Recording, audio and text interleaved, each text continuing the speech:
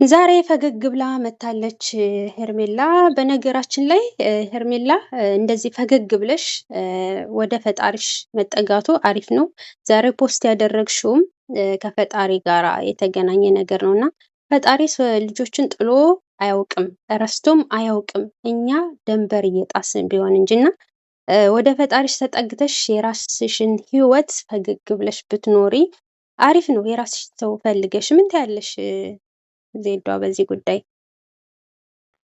በዚህ ጉዳይ እንግዲህ ማለት የምፈልገው ጥሩ ነው። አሁን አመጣጥሽ ወይም አጀማመርሽ ጥሩ ነው ሄርሜላ። እኛ ዝሮ አንቺነትሽን አልጠላንም። እኛ ድርጊትሽንና ስህተት መስራትሽን ተመርኩዞ ነው ያንን ሁሉ ውርጅብኝ ስንወርጅብሽ የነበረው። አሁን ንጹህ ሆነሽ እንደ ሴትነት በቃ አይደለ ሁሉንም ቤተሰቦችሽንም ራስሽንም አስከብረሽ እምነትሽ ጋራ ጾለት አድርገሽ አይ የገባሁበት ህይወት በጣም የተሳሳተ ነበረ፣ የሰው ህይወት በጥብጫለሁኝ፣ ጌታዬ ይቅር በለኝ ላጠፋሁት ጥፋት ብለሽ ተመልሰሽ አላህ ዋንቺም ወጁን ሳይሆን እሱ የሚወድሽን ያመጣልሻል። ለሰው ልጅ መልካም ጥሩ ልቦና ካለው ከስተቱ ከተማረ ወርቁ አይወርቁም። ጥሩ ልጅ ቆንጆ ነሽ፣ ምንም የሚያንስሽ ነገር የለም። ሴትነት በራሱ ቁንጅና ነው።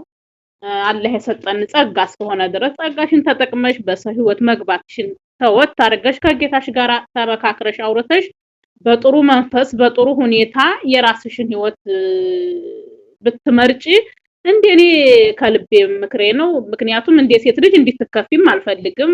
ምክንያቱም ሴት ነኝ፣ ነገ ጧት ሴት ወልዳለሁኝ። ያንን ሁላ ስድብም ስናስተናግድብሽ የነበረው የሞቀ ትዳር ያንን ህፃን ልጅ እያየሽ አለመራራትሽ የሴትነት ስሜት አለመሰማትሽ በዛ ተሰምቶን ብዙ ነገር ብሎንሻል። ዞሮ በዚሁ ቀጥይበት። አላህ ልቦናሽን መልሶልሽ የራስሽን ህይወት የምትጀምሪበት አመት ያርግልሽ ነው የምለው። ሌላ ምንም ማለት ነው። በነገራችን ላይ ትክክል ነው የተናገርሽው።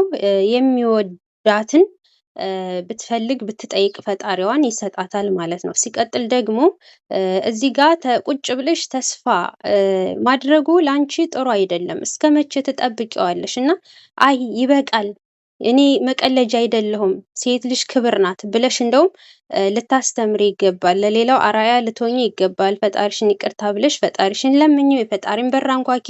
እሱ ለማንም ፊቱን አዙሮ አያውቅም። ይህንን ነው የምንለው እና ዜዷ ለሰጠሽን ሀሳብ እናመሰግናለን። በቀጣይ ቪዲዮ እንገናኛለን ውዶቼ። ላይክ ሰብ ማድረጋችሁን አትርሱ። ከደቂቃዎች በኋላ ደግሞ ወይንም ከሰዓታቶች በኋላ ላይቭ እገባለሁ። እንገናኝ።